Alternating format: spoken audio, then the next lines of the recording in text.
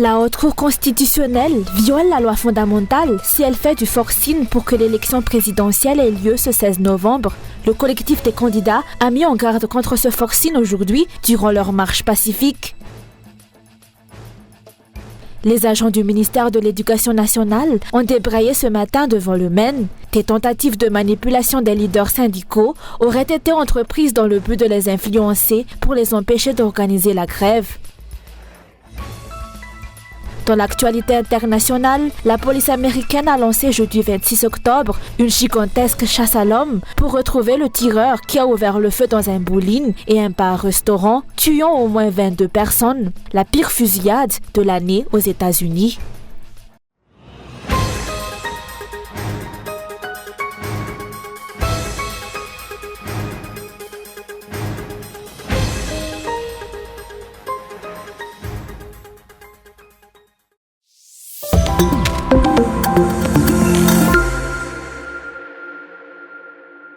La Haute Cour constitutionnelle viole la loi fondamentale si elle fait du forcing pour que l'élection présidentielle ait lieu ce 16 novembre. Le collectif des candidats a mis en garde contre ce forcing aujourd'hui durant leur marche pacifique. Retour en images sur la journée. Anous a été le lieu de rendez-vous entre le collectif des candidats et leurs partisans pour ce jour. Dès 11h, les partisans du collectif sont arrivés sur les lieux et sans surprise, les forces de l'ordre sont intervenues pour tenter de les disperser.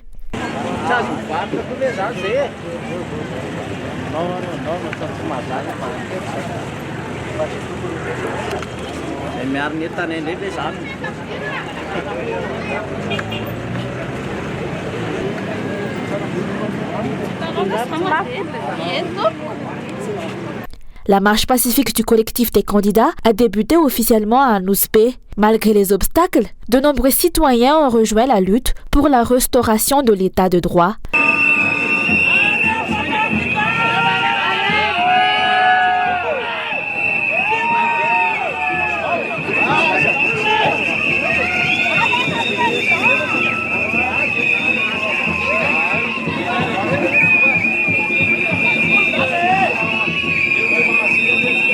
La marche est demeurée pacifique. Les candidats ont fermement déclaré que la décision de la HCC de maintenir de force les élections pour le 16 novembre est complètement anticonstitutionnelle. Les conditions nécessaires pour assurer des élections transparentes ne sont pas remplies. Il s'agit d'élections imposées qui ne remplissent pas les critères nécessaires et qui ne seront jamais reconnues par la communauté internationale. Tout d'abord, il est impératif que le président élu soit de nationalité malgache, car il sera en charge de stratégie et de secret de défense. Deuxièmement, il doit être malgache pour pouvoir travailler dans l'intérêt du peuple malgache, sans d'autres engagements qui pourraient prévaloir. Troisièmement, ce qui est particulièrement préoccupant, c'est que la HCC semble accepter ces irrégularités tout en refusant ce qui est légitime, comme la demande du candidat Andrew Biln, dans l'incapacité de faire campagne.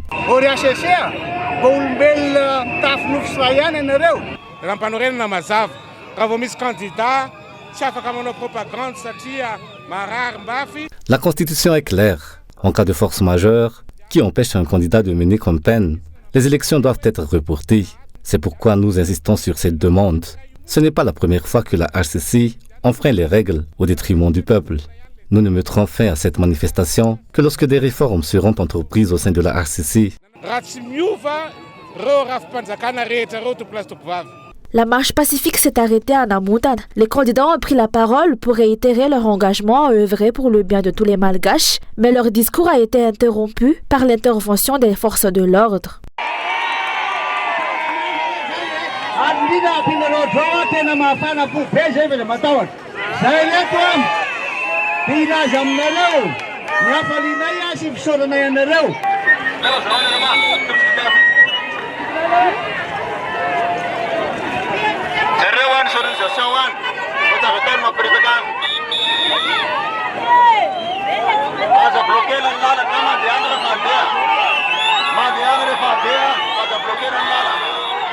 La manifestation du collectif des candidats se poursuivra demain. Les candidats ont également convié les citoyens d'Antananarivo à un meeting en fin de semaine. La demande officielle pour ce meeting a été soumise à la préfecture d'Antananarivo dès lundi. Cependant, aucune réponse n'a encore été reçue.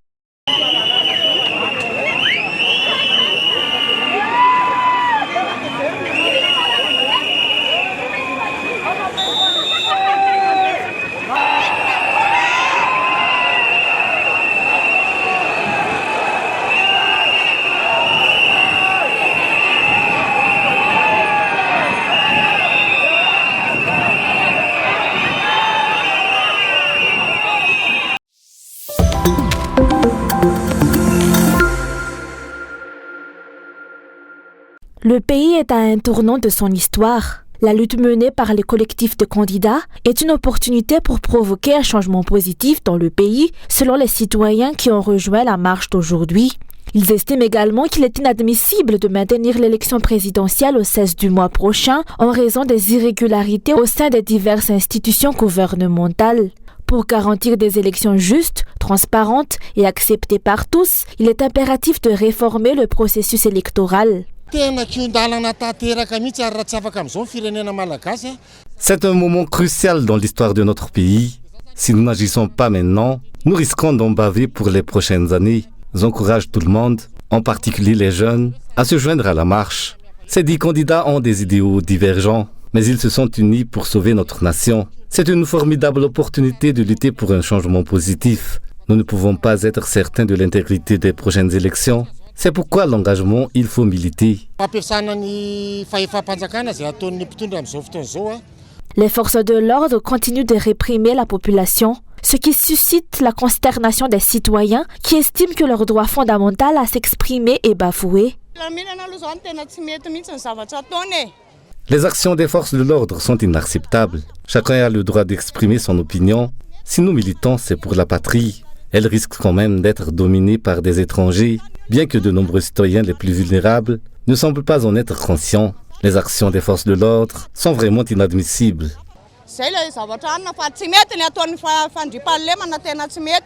Le niveau de vie de la population continue de décliner, ce qui renforce sa détermination à s'opposer à un gouvernement inefficace et aux violations de la Constitution.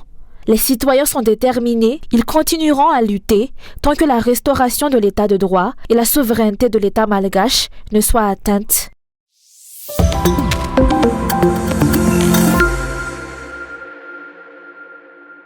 De nombreuses formes de pratiques et manipulations frauduleuses sont observées dans le processus électoral en cours. Pierre Lenoble, ancien président du Haut Conseil pour la défense de la démocratie et de l'état de droit, a déclaré aujourd'hui que l'insistance du gouvernement et de la CENI à maintenir les élections le 16 novembre risque de plonger le pays dans le chaos et de déclencher une grave crise économique. La découverte de bureaux de vote fictifs, comme celui de Befandina Nord, où personne d'autre que la Commission électorale nationale indépendante n'a eu accès, est une situation préoccupante. La tenue des élections le 16 novembre risque d'être une source de chaos. Si le gouvernement et la CENI persistent à ignorer ces problèmes majeurs, il est impératif de remédier à ces anomalies en révisant la liste électorale, en garantissant la transparence et la légitimité des bureaux de vote et en révisant le code électoral. Au-delà des pratiques frauduleuses, les violations de la loi commises par les alliés d'Andrazuel sont également apparentes. Le gouvernement, qui manque manifestement d'impartialité, semble tout mettre en œuvre pour favoriser la victoire du candidat numéro 3, tout comme la Haute Cour constitutionnelle. Article 42 de Mazavatsar. Nationalité vaïne. L'article 42 est on ne peut plus clair. Demander une nationalité étrangère équivaut à perdre sa nationalité malgache. C'est pourquoi cette personne ne devrait pas pouvoir se porter candidat à la présidentielle. Le problème, c'est que ce gouvernement a tendance à ne pas respecter la loi. On l'a vu dès le départ. Le mandat de la ACC précédente a été écourté, de même que celui du ACD2D, ce qui va à l'encontre de la loi. De plus, ce gouvernement semble ne pas comprendre la hiérarchie des normes. Un arrêté ne peut pas annuler un décret et une simple note de service ne peut pas annuler un arrêté. Et malheureusement, il semble qu'ils continueront à persister dans ces irrégularités.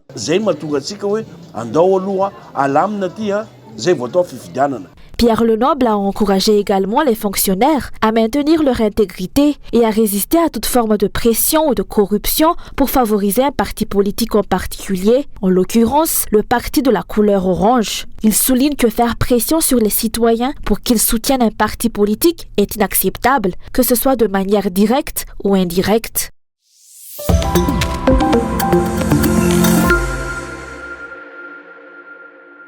Les agents du ministère de l'Éducation nationale ont débrayé ce matin malgré les efforts déployés par le gouvernement pour empêcher la grève. Le président national du syndicat a déclaré que les dirigeants syndicaux ont été convoqués hier dans le but de les influencer afin d'entraver la tenue de la grève.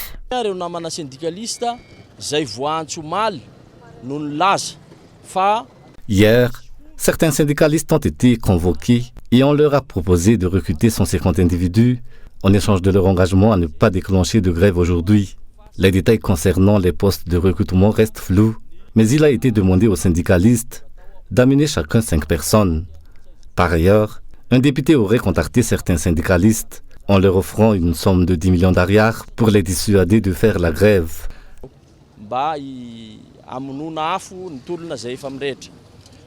Le président du syndicat a signalé que de nombreux travailleurs ont souhaité se joindre au mouvement de grève, mais ont été retenus dans le ministère dont le portail a été verrouillé à partir de 11 heures.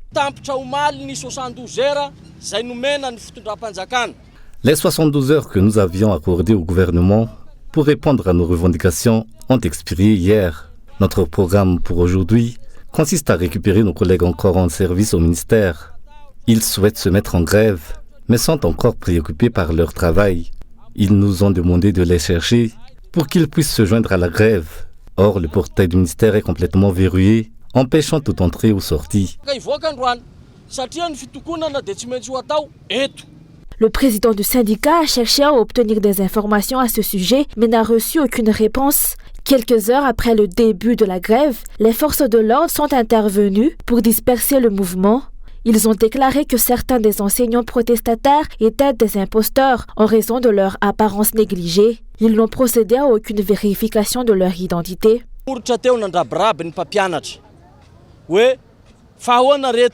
Ils sont venus discréditer les enseignants en prétendant qu'ils avaient une apparence négligée et portaient des vêtements sales. Ce sont des enseignants femmes et ils ne gagnent que 30 000 ariars par mois. Il est compréhensible que leur apparence puisse refléter leurs conditions financières. C'est inacceptable et c'est cela qui nous pousse à lutter. Ne dénigrez pas les enseignants. Le président du syndicat national des travailleurs de l'éducation nationale a affirmé que leur manifestation ne s'arrêterait pas malgré la répression. Il a souligné qu'ils attendent également que les agents des régions se joignent à la manifestation.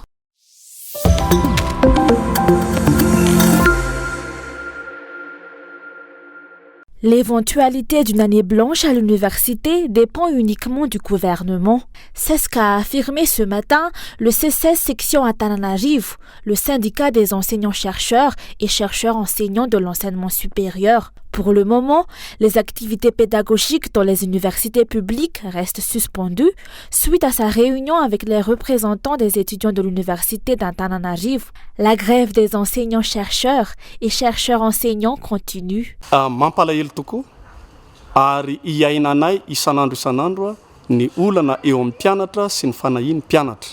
Nous comprenons les préoccupations et les inquiétudes des étudiants. Il n'appartient pas au C16 Antananarivo de décider de la possibilité d'une année blanche ou non.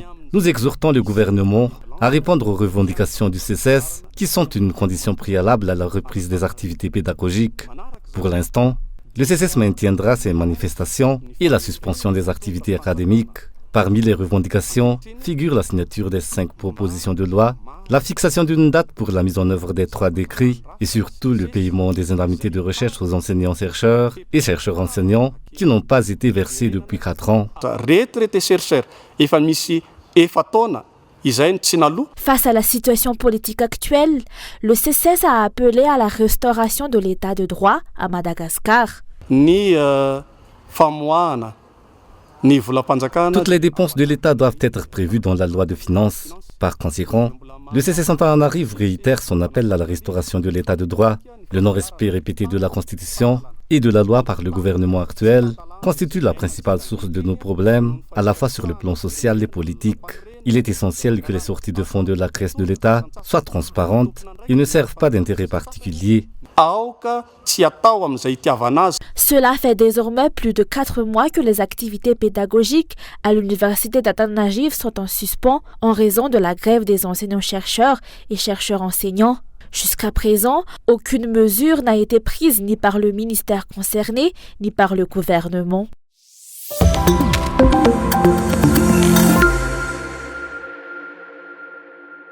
Hier, vers 23h, un homme âgé de 85 ans a été tué dans un incendie qui a ravagé le bâtiment du service du district de la santé publique à Amundave. L'homme étant handicapé n'a pas pu s'échapper des flammes. Selon les explications, l'incendie a été déclenché par un court-circuit. Suite à cet incident, la communauté locale appelle les autorités à revoir les mesures et les infrastructures de sécurité.